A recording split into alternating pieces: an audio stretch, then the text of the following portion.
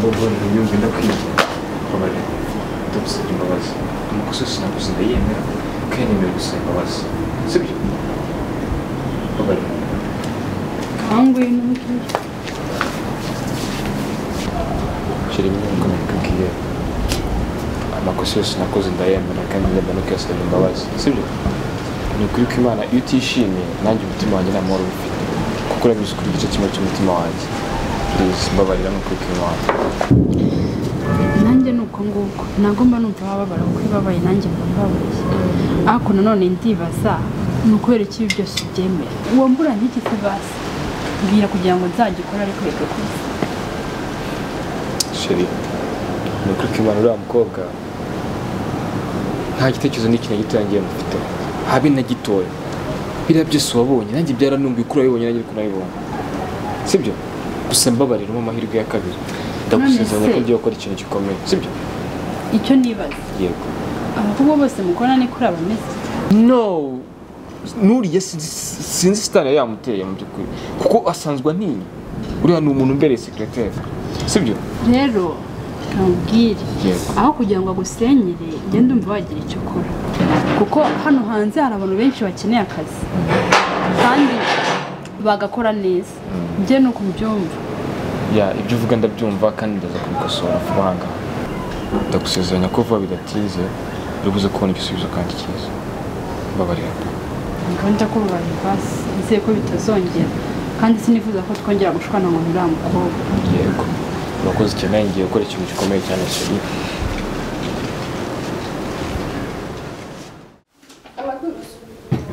bebe ni meza kuko kuri fone se numvaga nkazi uvuga nkaho utishimiye abaye ntabwo nishimye bose ari kumva byataye mu kazi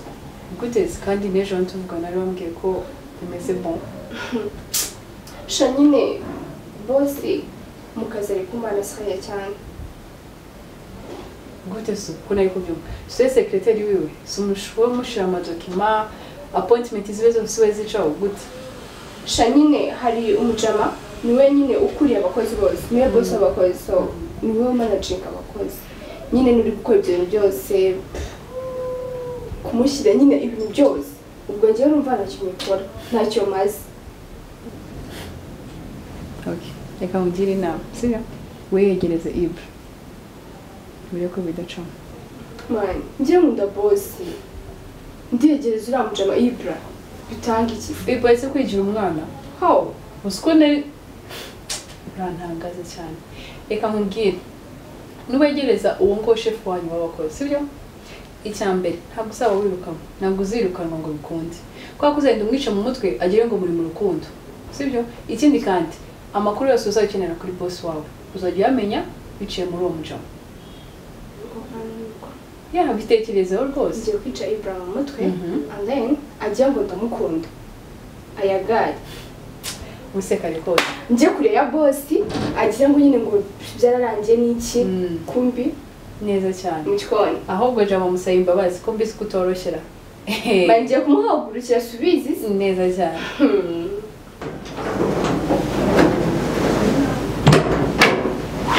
Ibra yaramutse neza tana so nyine nje nshaka kutuganira nta kibazo nanjye nagushakaga ruto nashakaga ko tuganira byerekeranye n'imyitwarire discipline yanjye se dubune amatsiko ngaho mbwira ahubwo nanjye tungira amatsiko kandi njye yarujije kureba n'icyingenzi ntakivuze oya nakubwira cyane aho ukabanza ukambwira nta kibazo Ibra banza umbwira sibyo arata reka nkubaze tana haba hari undi mubano ugirana na bosi nyuma yo kuva muri aka kazi ni na bosi n'isubumva ikibazo kiri he kuba najyana umubano na bosi di secrétaire kuba twagana ntacyo bitwaye urumva nakora n'umuntu tutavugana kuba yabicutenge nta kibazo kibirimo ntabwo ari byo mvuze ndi kukubwira uzi ko kugeza kano kanya bosi utangiye kumushwanisha n'umugore we kuko amazina yago ibintu byose kucyanja mu bigereka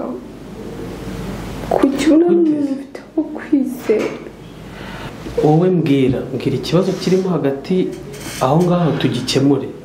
sibyo oya wirira wowe mbwira ikibazo kiri hagati aho ngaho nitwongera tugikemure tukiganireho hari ikibazo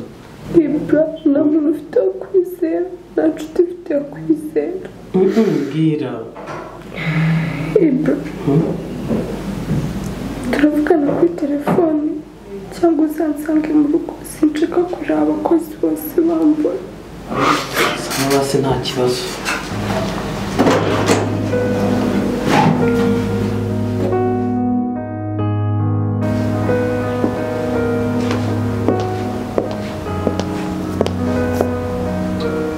Alo? Amakuru ni meza. Ahubwo se ko wagiye ukanyanga none agaruke kumbaza amakuru kandi warasize bitameze neza n'umugabo. Sha, nyine ubu bimeze neza ya nama wangiriye narayikurikije kandi yanafashe umwanzuro wo kwirukana kagashimwe mu kazi. Nta kibazo arankunda pe. Yego sha, sawa turi kumwe.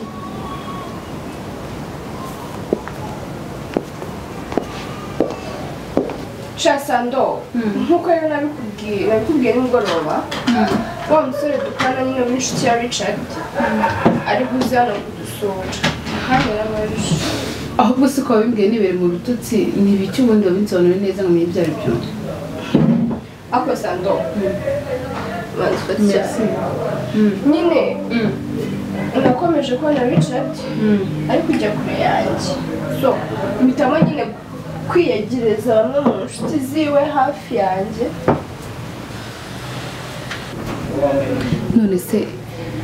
Tana nta bundi buryo ari gukoresha ukareka gukoresha inshuti yiwe waretse gukoresha inshuti yiwe byibuze ugashaka ubundi buryo ubigenza Tanda akamubwira ubundi kuri iyi si abagabo bapfa ibintu bibiri umugore cyangwa amafaranga njye nyamara numvaga ari ubundi buryo wakoresha gukoresha inshuti ya Richard umugambanira washaka ubundi buryo ukoresha wenda akajya guha amakuru ariko udakoresha uburyo bwo kumugambanira Sando ibyo nabitekereje ako iyo azi ubwenge yita bikeka cyane aho mva ku kanya ubanza ahubwo ari n'abakomanza mva ngerekane igendere kajya kunywera kino cyayi mu cyumba ntabwo naguma ngaha n'amarira yawe ndakuzi naturika ngaseka Inta Tanasha amakuru meze neza amakuru meza twakiriza iki ari fanta amazi y'icyayi ahanini uzikinzanye ariko muri munzanira amazi nta kibazo so reka mbwira mushitande kubana ayanze nenge magutse nyine sereri nayitanga Sando waje ugashyira umushyitsi amazi isereri se yazanywe n'iki Tana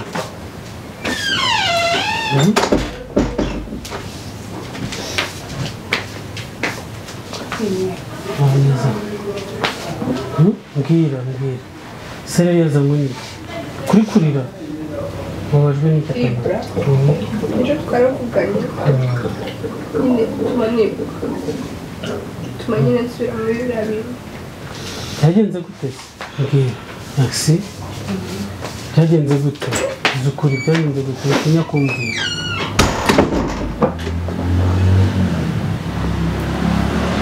nyine for the first time nzariya mu kazi bitangira nuko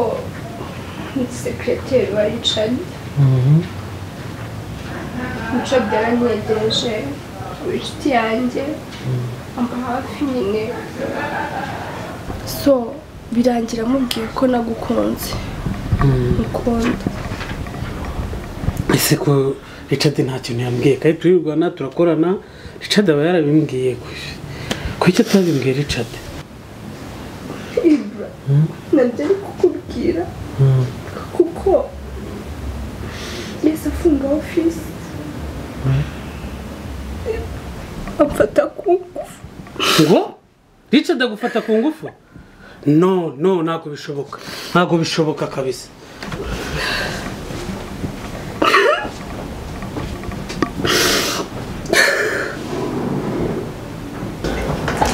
Shaka wakoze kuza kumfasha rero aya madokima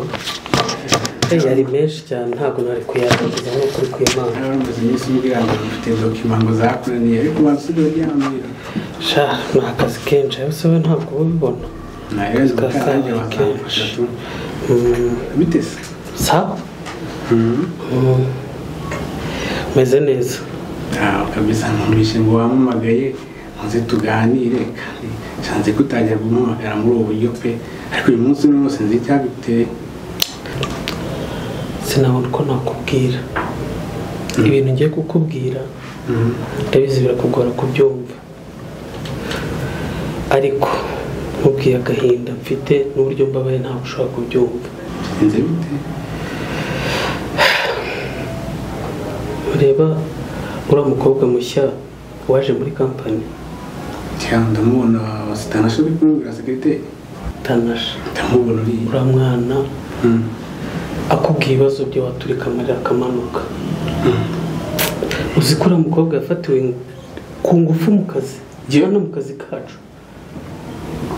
Ibyo mbwiye ntabwo ndi kubyumva neza. Yafatiwe hano ku kazi ubwo se nande inde undabereye secretary se sha ni Richard bose Ibra none reka mubwire we nanjye numva binyomeje. Uzi ibintu ibi byanambabajemo. Oya meze bite? Reba amarira yaje abimbwirana ukuntu yanambwiye se ko njye yari arikundisha yarangiza boss akankorera biraza. Ibra ibyo ntabwo nari mbizi kumbi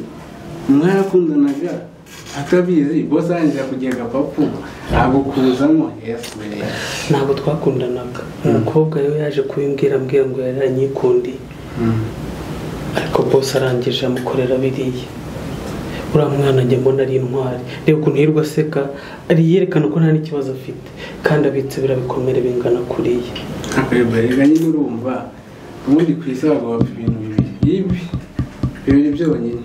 amafaranga n'abakobwa. Ubwo rero urumva urushije amafaranga masebra ko numva ubwo bikubanye ibibazo kandi nkabona byanakurenze urumva ugiye gukora umuntu urangana na boss cyangwa n'umusha amafaranga ntago ushobora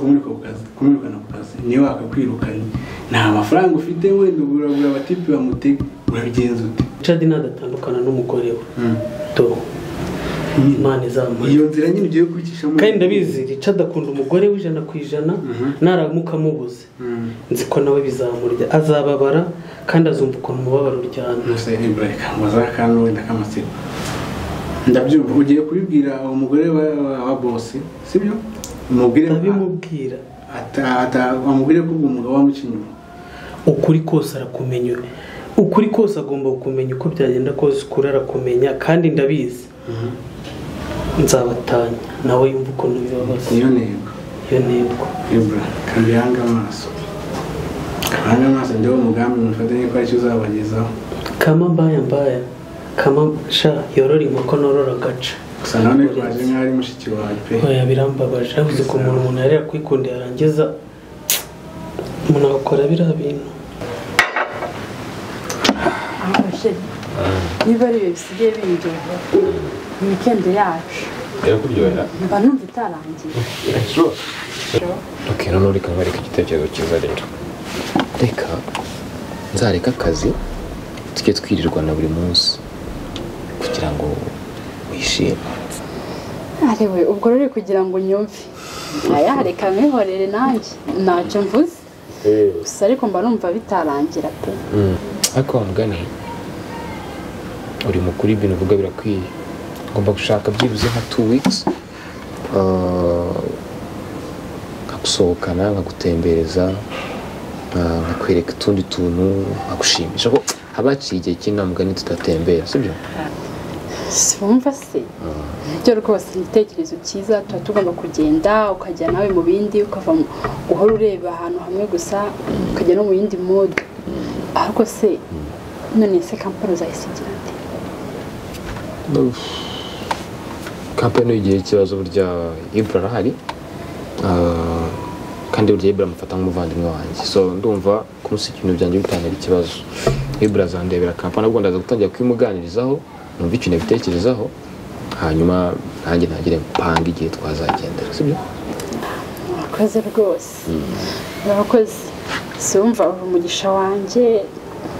mbese sinzi uko nabivuga ariko reka ngusabe ikintu nubwo mpora nkigusaba ariko wihangane nkomeze ngusaba oya nta kibazo burya nibyo kumbwira ikintu sibyo ntukagira ubwitsa niba ufite ikintu ushaka kumbwira ntukajya unsaba ngo reka nkubwire ibi ngibi ngo ujye ubifata nk'ihame ibintu ugiye kunsaba kuko ntacyo nakwima bifite nyine urabona icyo nshaka gusaba ndakwinginze pe ntazagire undi mukobwa w'umutima wawe mbese nyine uzanca inyuma ibyo gusa ibyo ngibyo Josiane reka nkubwire rero sibyo urukundo rwawe rwamamye amaso nta wundi mukobwa mbona utareba sinshobora gutekereza na rimwe cyangwa guhirahira guca kandi nk'uko nabigusezeranyije I will keep a promise sibyo ntugire ikibazo rwose nzakuko nshoboye ube hafi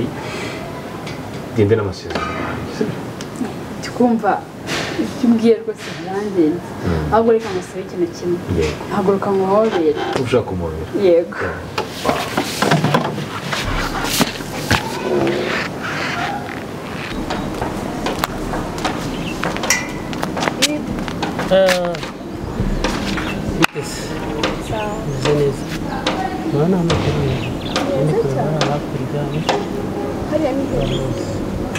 hariya ni Kayumba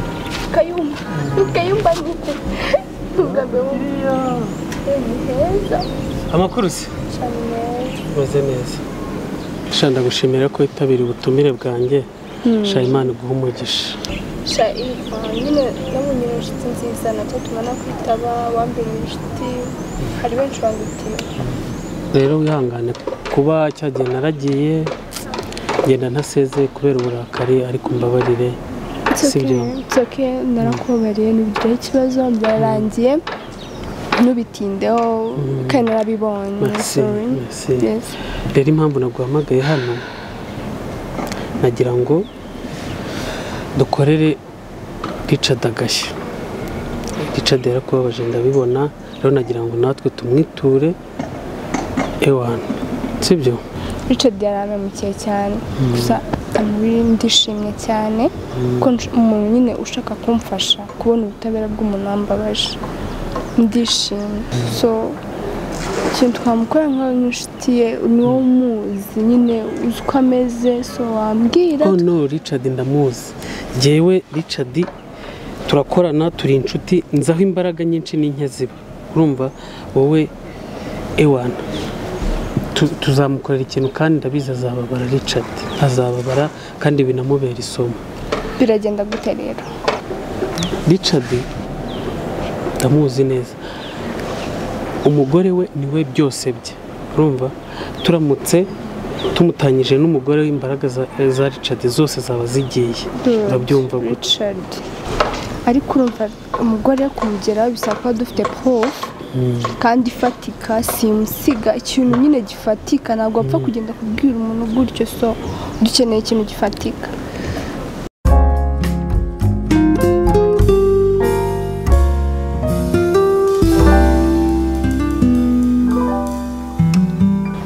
Jose wakoze kuza kunsura pe wakoze ngo nkwerekeje sinkugeza kure kuko ngiye gusubira mu nzu nitunganye hari utudokima tw'akazi mpare nasoza gukora ariko wakoze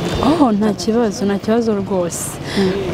ariko ndabona akanyamuneza ariko se ku mazi erega nawe uri nge wakagira uzi ukuntu wangira inama ni ukuri warakoze ubu ngubu njye na Richard tubanye neza none rero narakubwiye byakoze umuti erega numfata neza nzakwigisha n'ibindi kandi nzakubakira nyarumva urakoze ariko rero nawe utangiye kwikina gusa merci vraiment ubu ngubu njye na Richard tubanye neza nta kibazo erega n'ubundi umugabo ni nk'umwana bisaba ngo atahe ntatahire ku nduru atahire mu mahoro mbese umubebeze muri byose umvara ko nanjye ntoroshye ubu ngubu ahubwo tumeze nk'abari kwa buki ikindi kandi noneho dufite na gahunda yo kuzajya muri vakansi urumva ko ari sawa ndabyishimiye cyane rwose hanyuma se bite bya wa mukobwa bimeze bite nukambaza biriya bya karaga kogwa banze yarakirukanye ntago nyimenya ibyako erega mba nanga no kukamubaza cyane ngo atagira ngo nkitayeho. wabikoze neza ahubwo kora hano ndumva warabaye umuntu mukuru.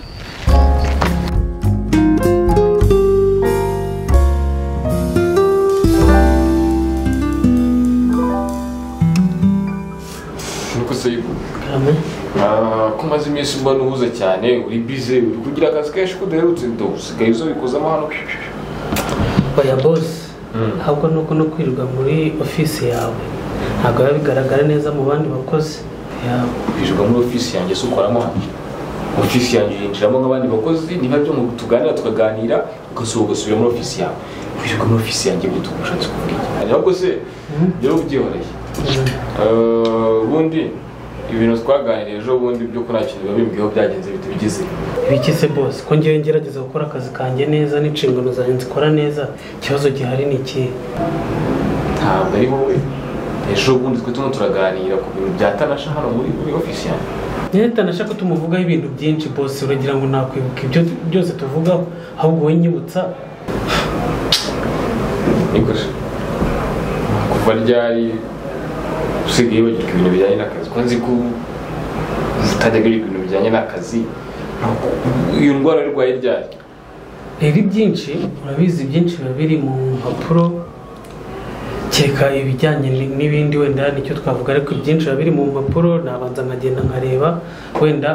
azakubwira abibimutse biri mu mpapuro. Gusa yewe ibintu nganira nawe byose biri mu mpapuro ngiye nawe dukoresha impapuro twe tuganira turandikirana dukoresha amabaruwa ku buryo umbwira ngo ngengana nawe biri mu mpapuro. gusa ko sinzi icyo ushaka kuvuga wambwira. Okay ngenda kikubwira rero utakiza ndanakwibutsa. ejo bundi wicaye aho ngaho wicaye ntabwo rero turimo turaganira tuvugana ukuntu ugomba kwirukana uriya mukobwa wari secretary wanjye Tanasha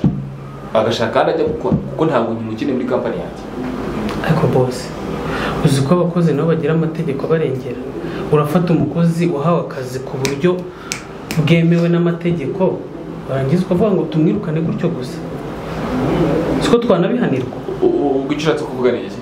ushatse kumbwira ko njyewe Richard ntafite uburenganzira bwo kwirukana umukozi muri company yanjye igihe cyose ambangamiye icyo ushatse kumbwira? Boss ibyo byose ibintu byose bigira inzira bicamo rero aho kugira ngo ejo azajye kuturega nka company usange duhuye n'ibibazo ndumva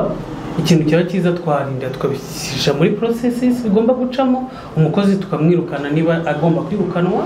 ariko ntabwo afite umukozi ngo yitugende afite kontra ibra numva neza kumva bose neza amatwi cyane nkeneye ko uriya mukobwa umukorera raporo mwirukana muri aka kazi ave hano ajye gushaka akazi ahandi kuko ntabwo ari njye ufite akazi jyenyine. iyo uragira ngo urabizi neza aha uriya mukobwa ngeze mu rugo iwanjye sinibaze rero niba uzashimishwa no kubona njyewe n'umugore wanjye twaratandukanye dupfa umukobwa nk'uriya njyewe ntazi w'inzererezi. ese boss dutekereze kabiri kubera icyo ubundi ari we muntu yatesheje umutwe muri iyi company ko yishyira we wenyine. Ibra rero next time ujye ubaza ibibazo biri ku rwego rw'imitekerereze yawe. iyo umbajije ikibazo nk'icyo ngicyo bituma mbona ko umutwe wawe wingiye. ntuzi umuntu ufite ubwenge ntabwo numva ko wambaza ikibazo nk'icyo ngicyo. ngiye gutekereza ko mbaye nzi impamvu ari njyewe yaje gusariraho ntaba narayikuye mu nzu yo kumwigirira amahoro. ubona ubu buzima mbayemo ngiye nirirwa mpangana n'umukozi wanjye bunshimishije. rero ndumva ikirutaho reka ejo nyuma y'akazi tuzicara ahantu tubinoze tubishyire ku murongo ku buryo n'ikibazo cyazasanga twiteguye. si byo hari byaba byiza bamubwira uzi ko bikara ubwo muri ofisi musohoka tuzi kuvugana. turakoze boss ihute.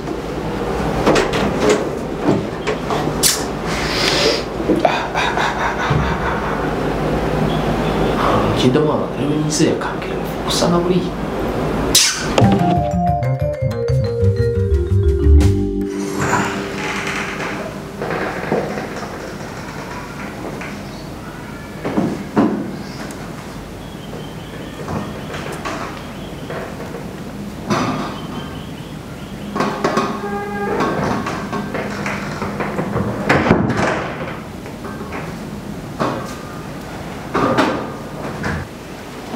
hari bushe Oh. ibyo ufungure turi amasaha ari kugenda utaza gukira Yeah.